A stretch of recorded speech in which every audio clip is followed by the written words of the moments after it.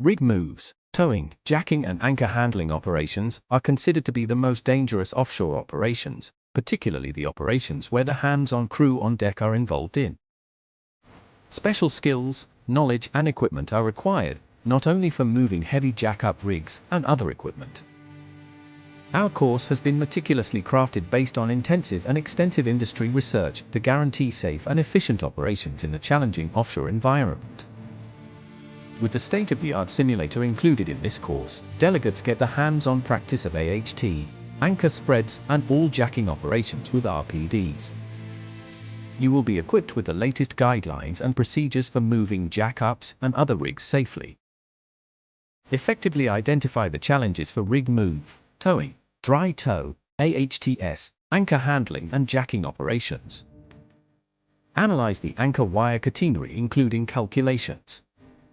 Perform calculations in the operational fields, including rules of thumb.